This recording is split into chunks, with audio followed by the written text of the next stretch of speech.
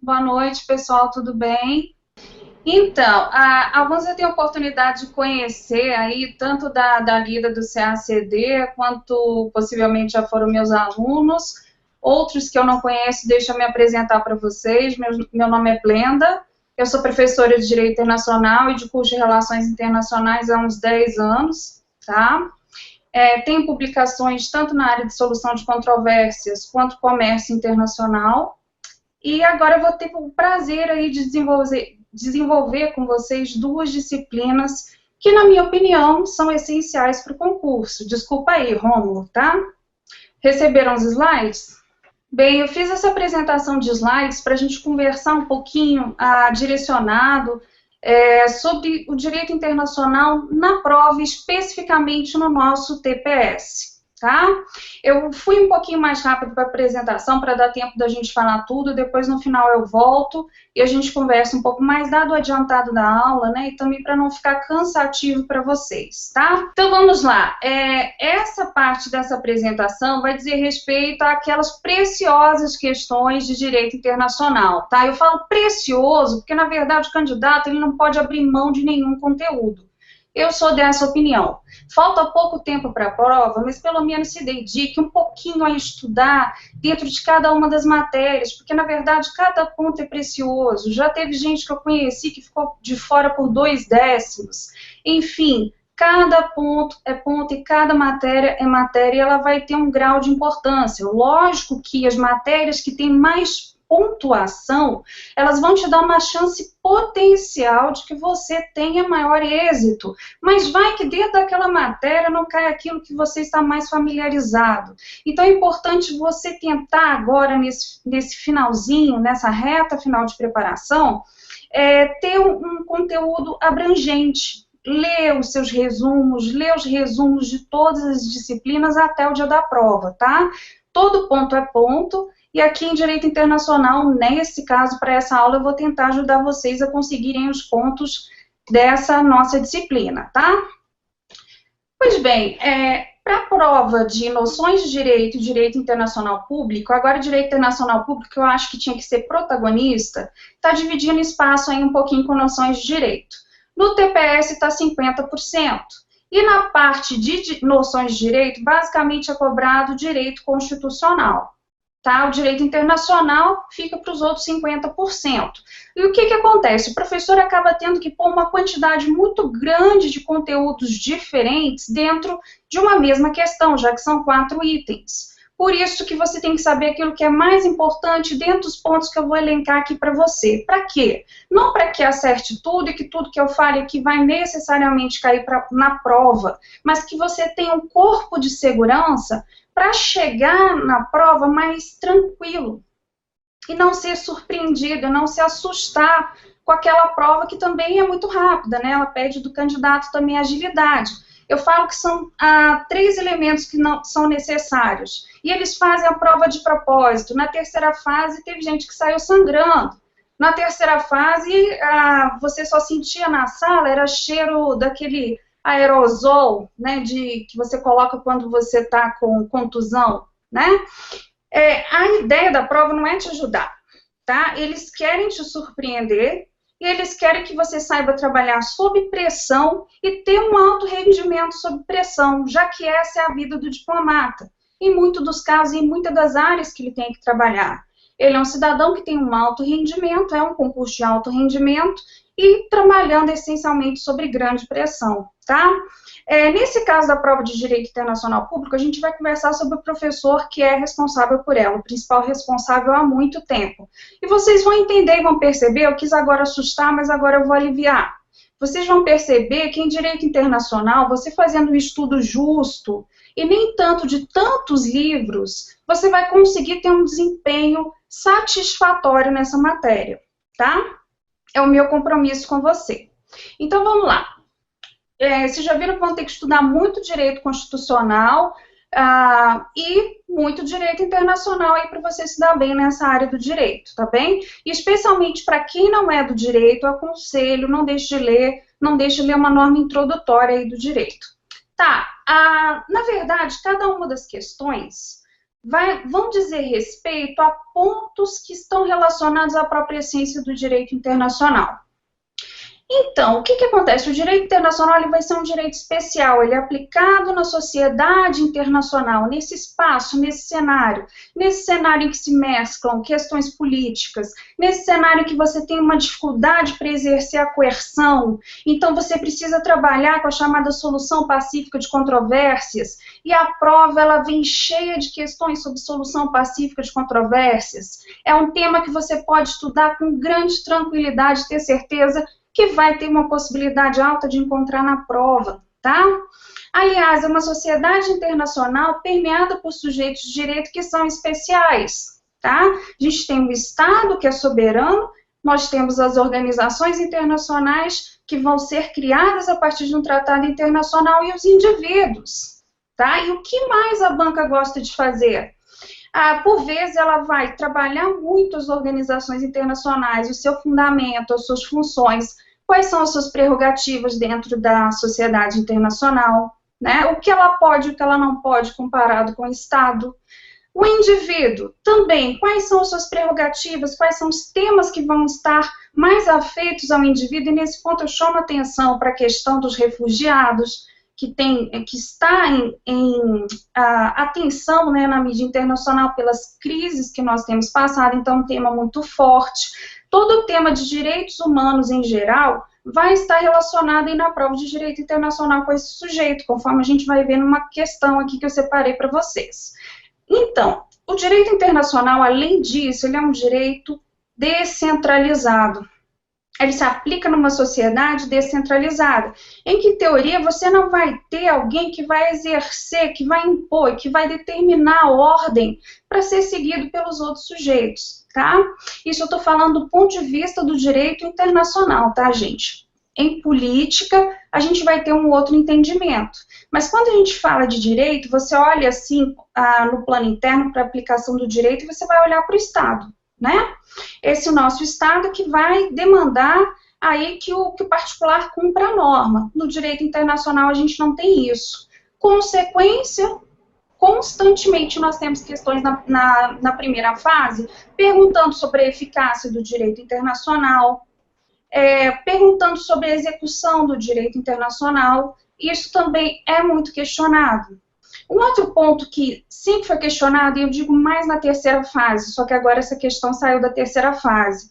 Quase todo ano vinha uma questão na terceira fase sobre a base do direito internacional, o seu fundamento, né, as teorias voluntaristas, que vão dizer que, na verdade, o direito internacional ele vai surgir de um ato de vontade aí dos Estados que vão, mediante uma cooperação, criar e ser digamos, conceitâneos, né, ser afeitos aí a essa norma que eles mesmos criaram, tá? Então, atenção, é um tema que sumiu um pouquinho, pode ser que ele volte. Ele foi substituído esse ano por uma questão na terceira fase super engraçada, que quando apareceu a questão, na verdade, a prova de terceira fase desse ano, ela foi um Frankenstein, vou comentar sobre ela um pouquinho mais à frente. Mas o que se via era a cara de perdido, todo mundo, meu Deus, eu estudei tanto, eu estudei o OMC, eu estudei, me perguntam isso? Perguntam isso, porque na verdade eles querem saber como você consegue lidar com uma situação que talvez você não poderia prever, e com que qualidade você faz isso. É essa que é a essência da prova, né?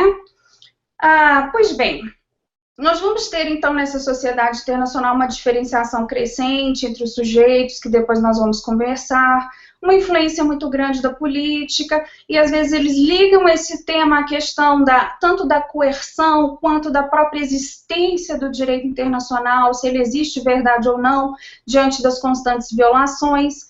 E, para fechar, o tema da coerção ela é tão importante dentro do direito internacional, especialmente com os movimentos que a gente tem tido no âmbito das Nações Unidas e que eu vou conversar com vocês, e eu vou deixar aqui já uma dica. Olha, o direito internacional ele é mais comprido do que se imagina, tá?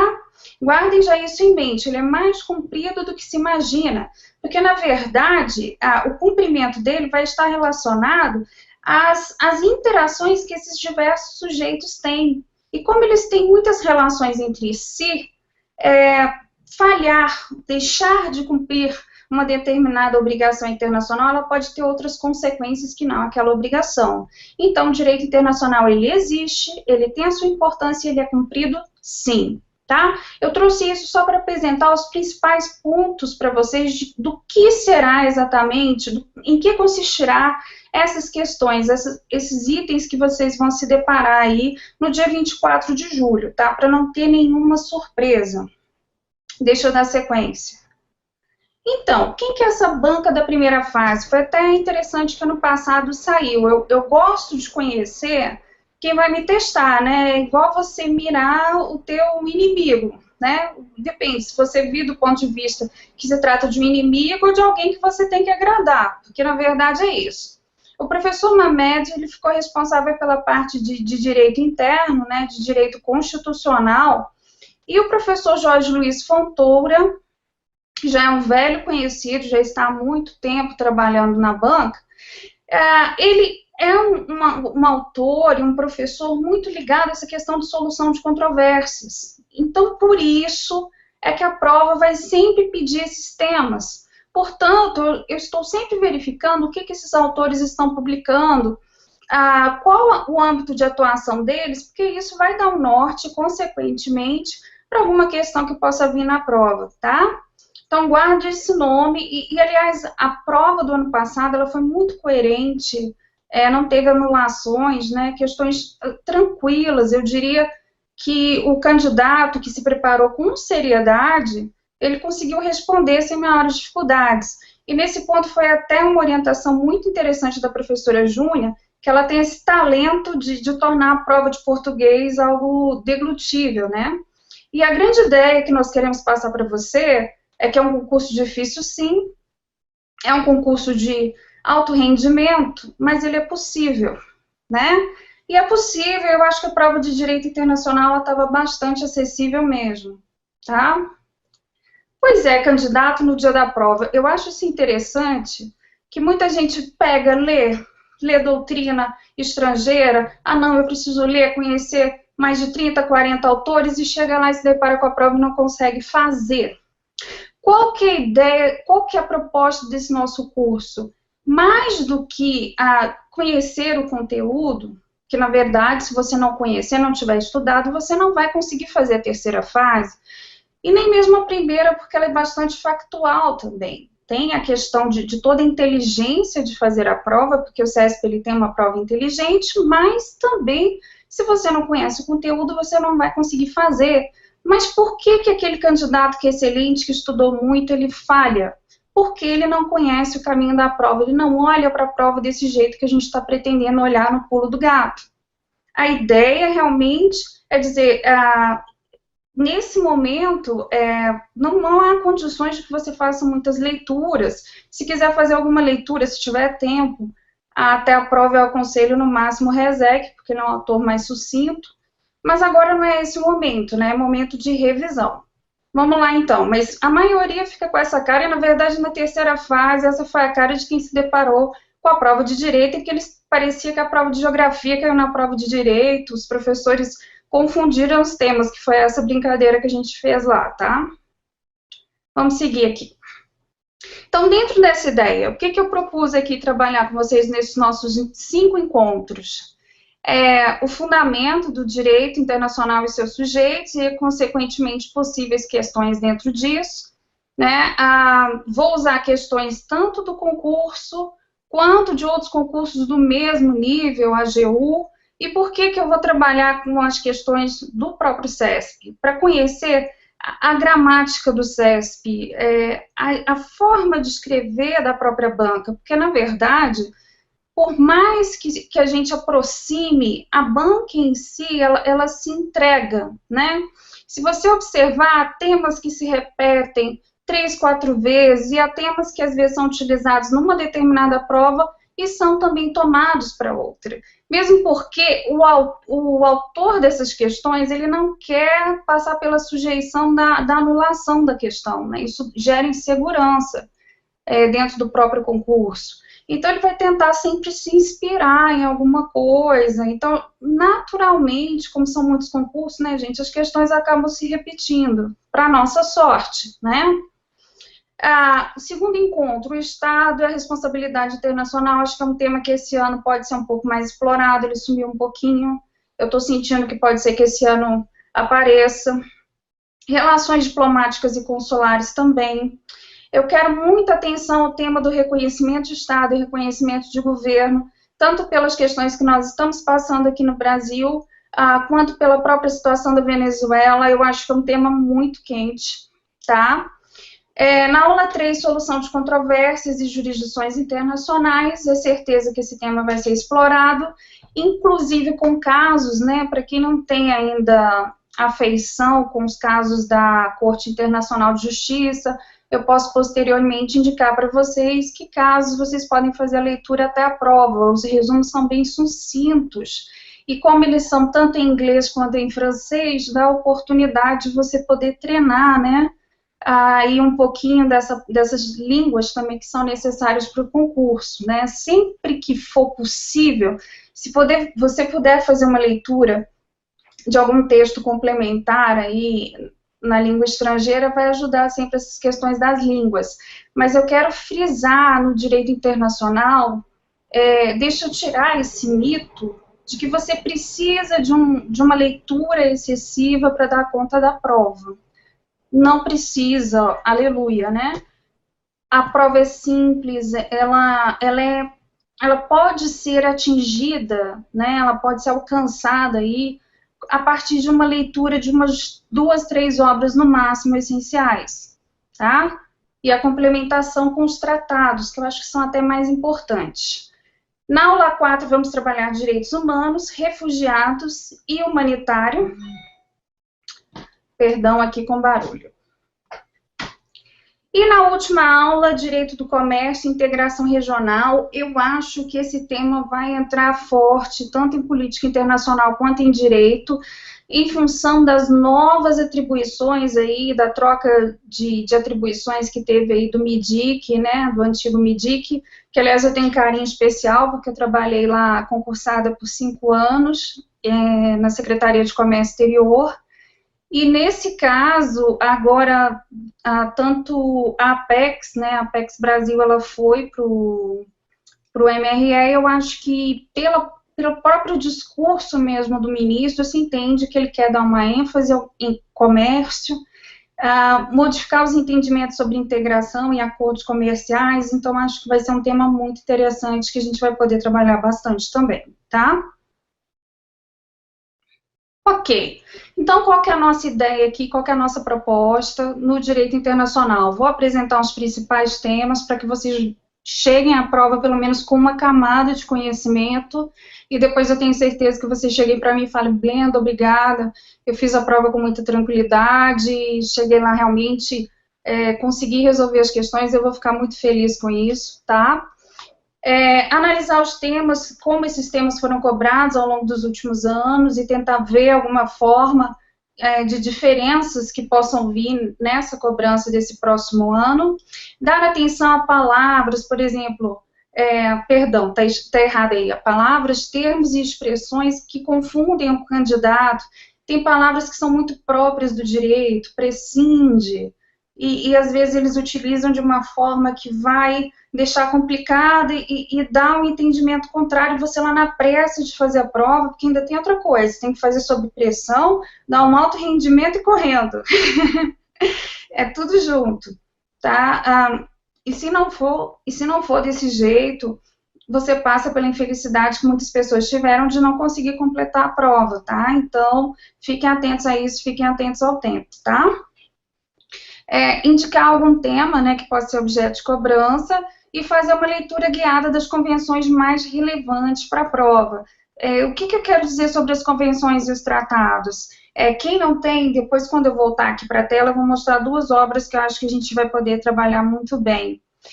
Quem não tem, compra uma coletânea de direito internacional, tem uma muito boa do professor Valério Mazzuoli, tem uma outra também ótima do professor Aziz Tufi Saliba.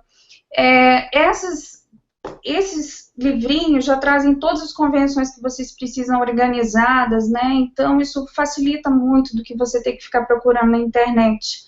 Eu acho que é uma compra útil. E como que eles trabalham isso na prova de direito? Eles pegam lá um dispositivo, modificam um pouco e transformam em um item, né? E também para a terceira fase, depois quando a gente for conversar sobre terceira fase, é importante conhecer os dispositivos, citar artigos.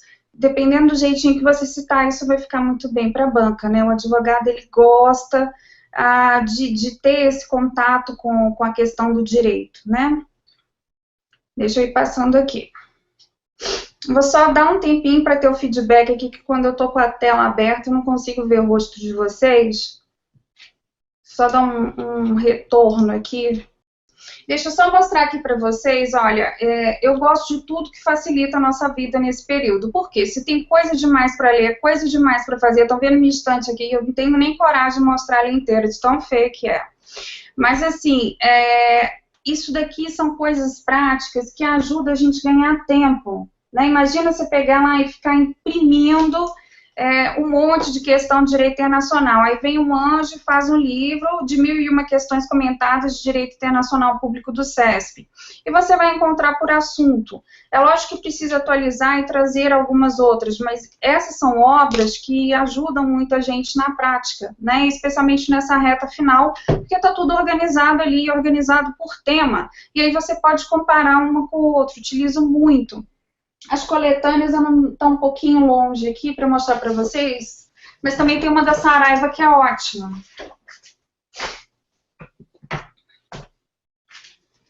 Aqui.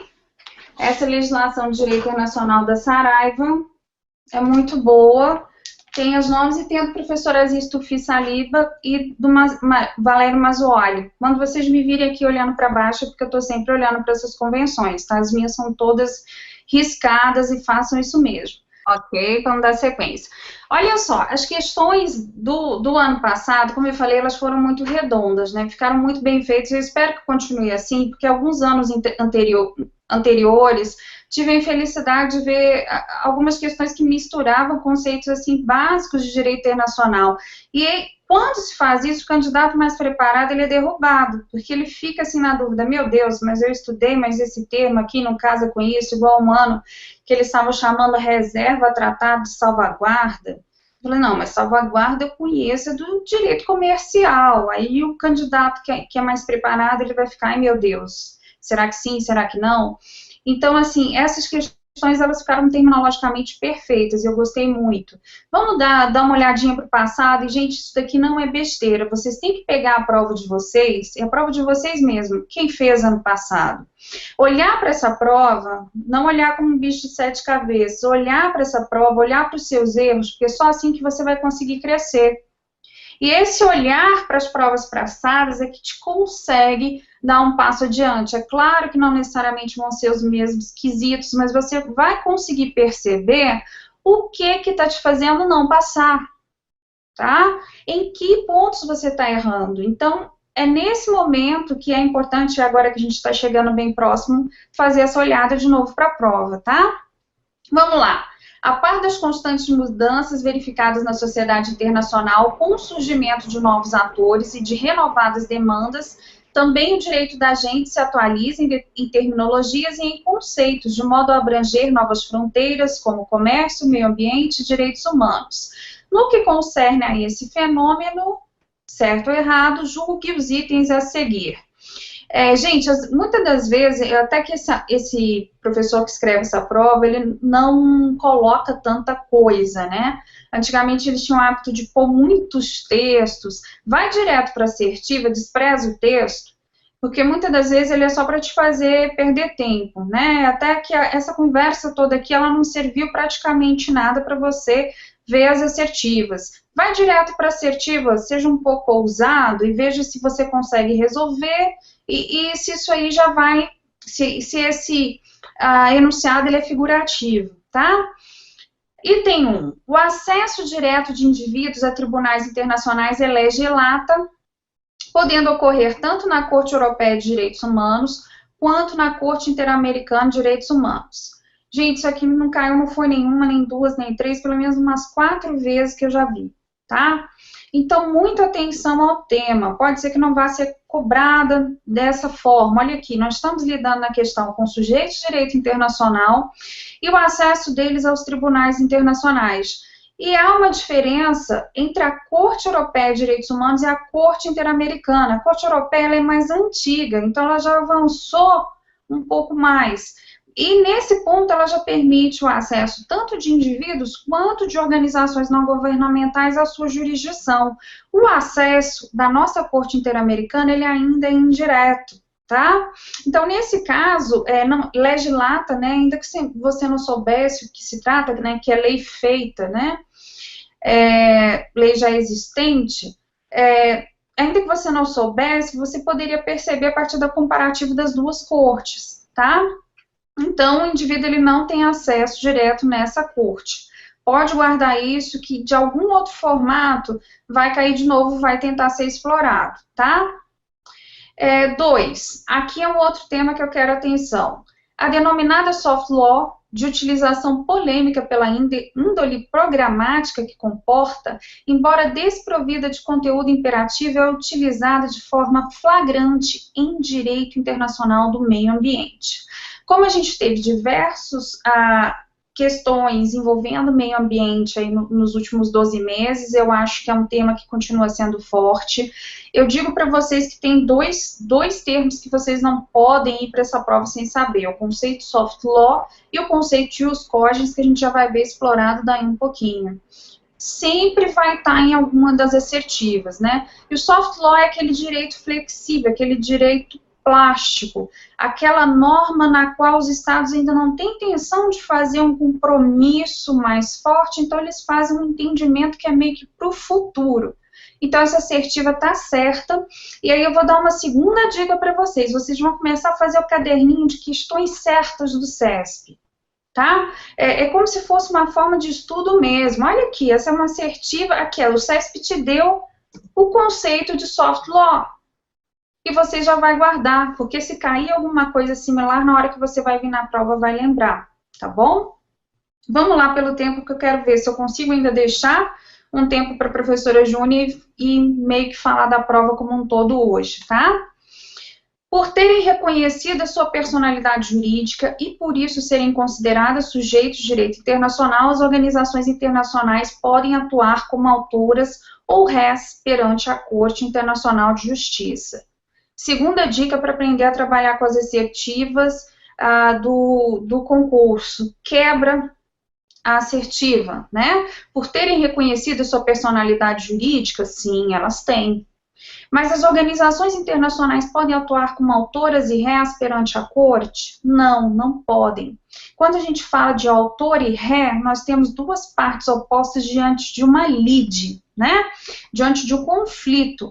E isso daí é próprio de uma jurisdição que é contenciosa, e o contencioso ele não é pertinente a organizações internacionais, tá? Tá no próprio estatuto, o contencioso ele é só acessível para os estados, então esse é o probleminha da questão.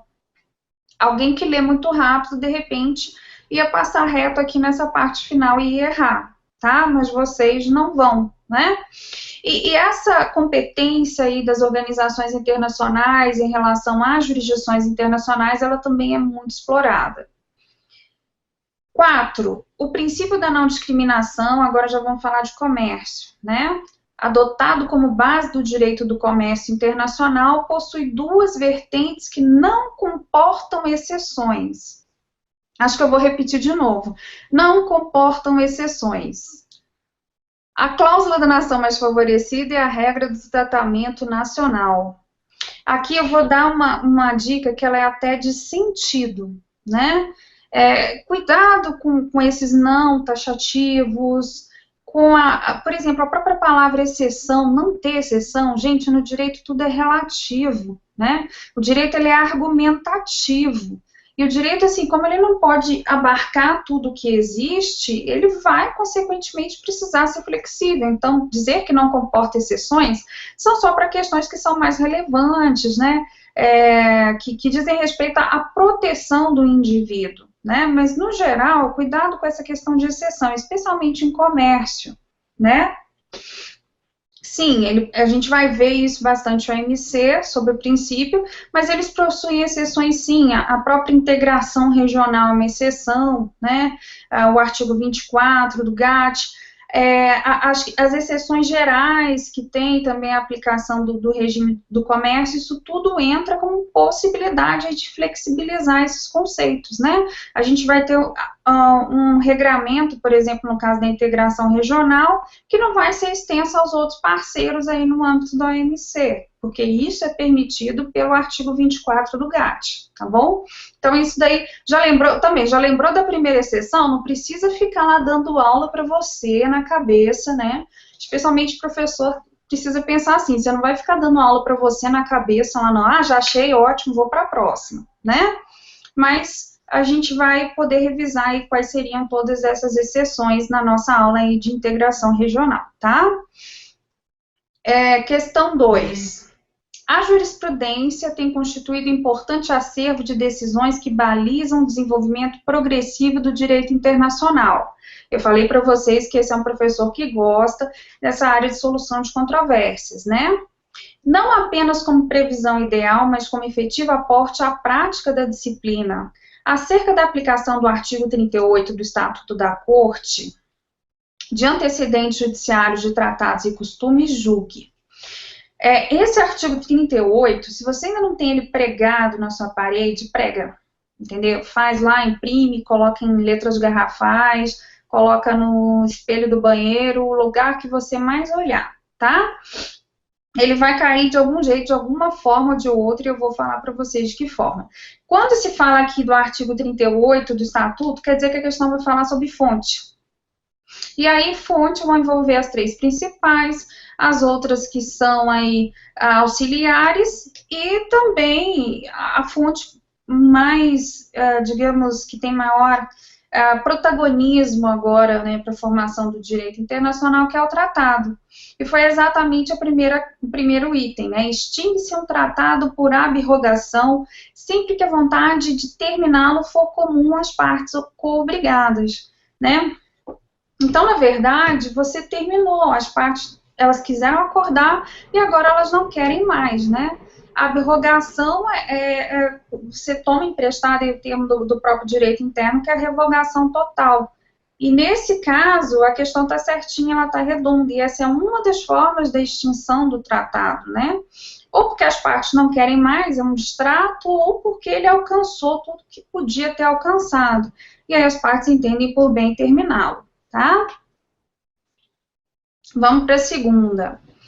A noção de ius cogens, olha o ius cogens aqui de novo. De novo, não. Eu que estou lembrando dele, né? Eu já falei dele antes.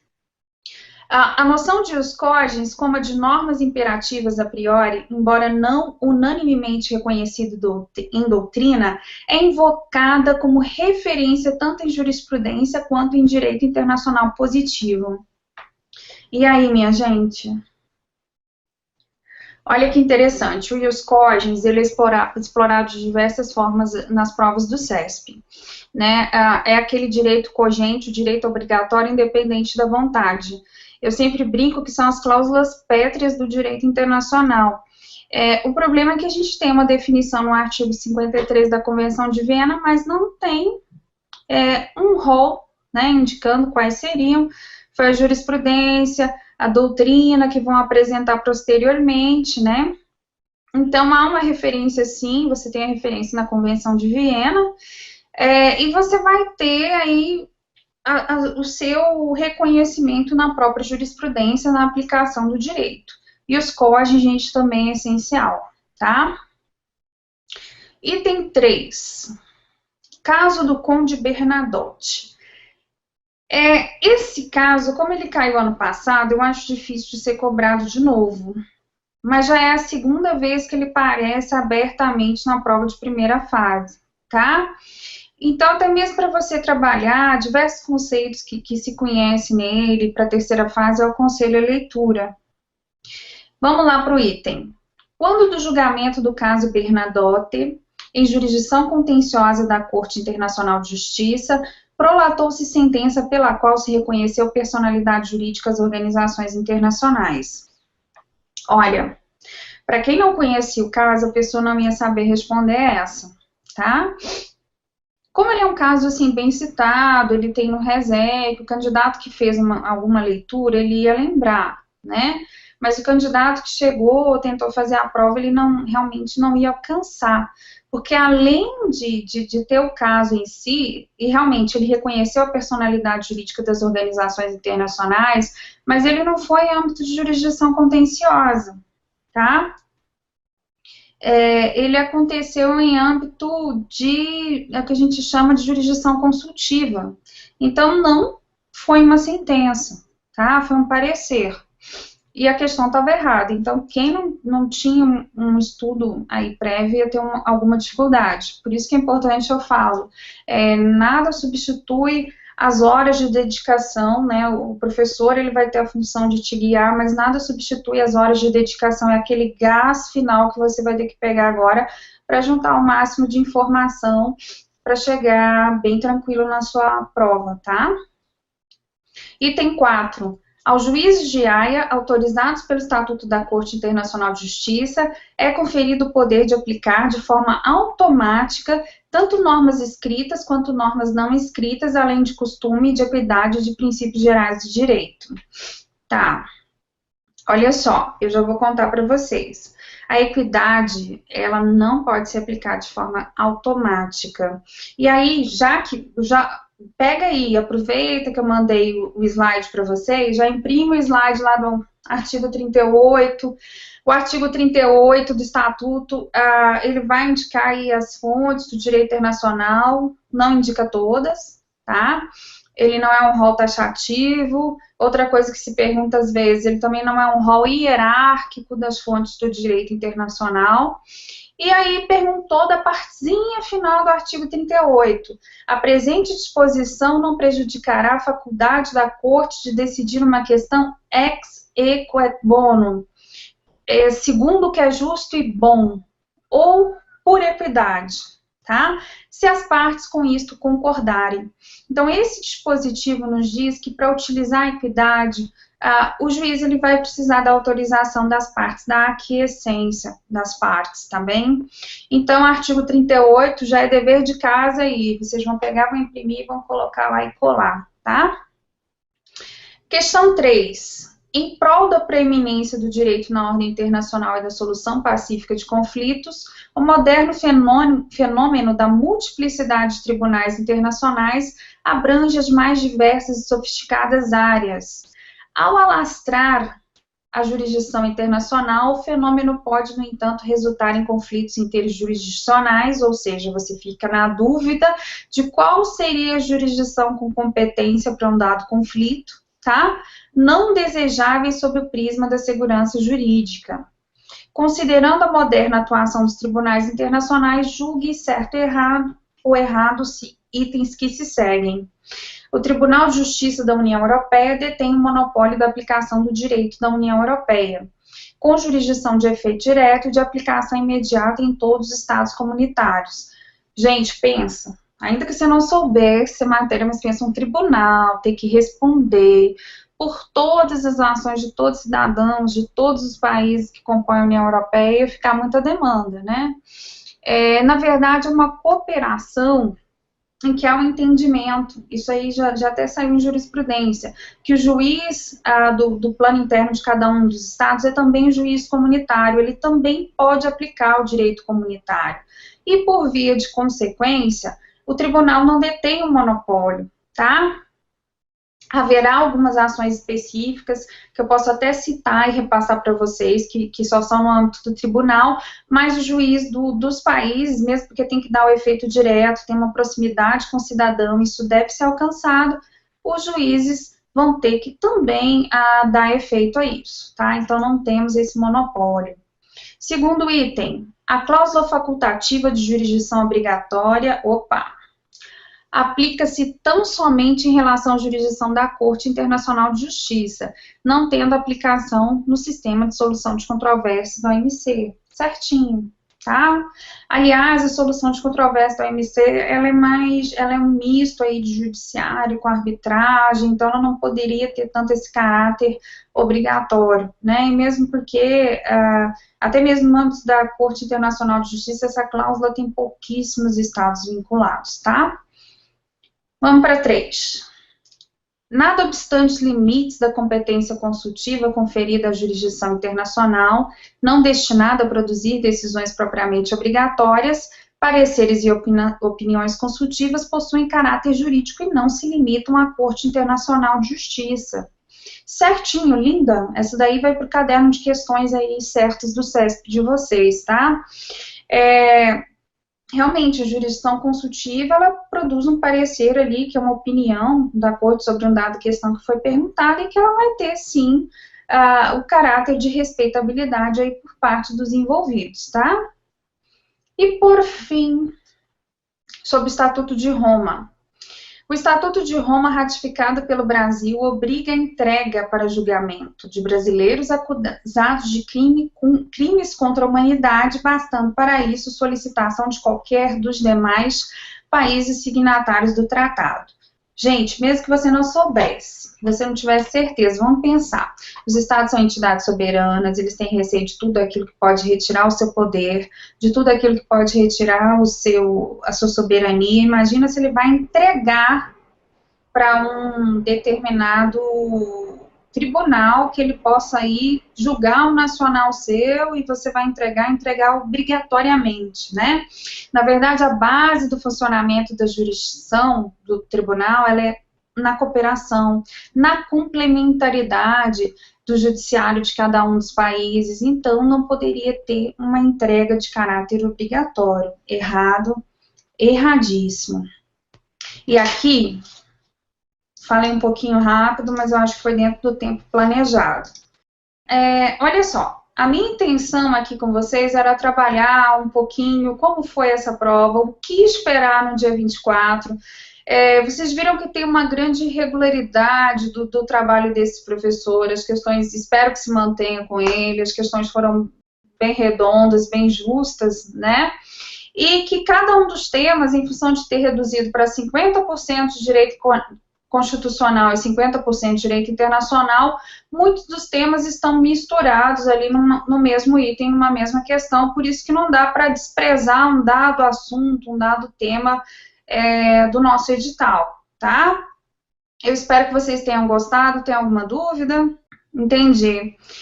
Pois bem, então, a esse respeito eu vou trabalhar muito com questões, vai ser a base que a gente vai fazer, tá? Para andar um pouco mais rápido.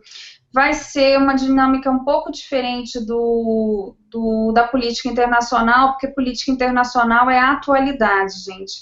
É a atualidade. Então, você vai utilizar as questões passadas como modelo. Obrigada, Gislaine. Você vai utilizar as questões passadas como modelo, sim, tá?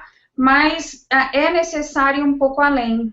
E dentro de política internacional, eu quero trabalhar com vocês no viés de entregar um material com que você consiga chegar na prova um pouco mais seguro, porque é muito comum que se passe um conteúdo muito grande para vocês sem nenhuma sistematização, né?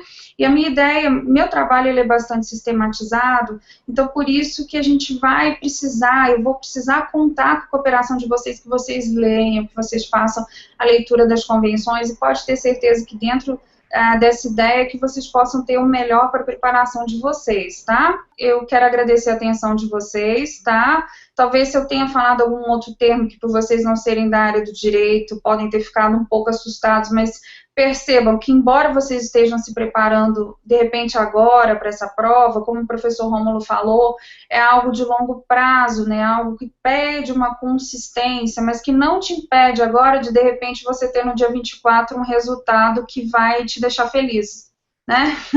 Um resultado que vai te deixar feliz, porque quando a gente alcança aquilo que a gente desejava, né?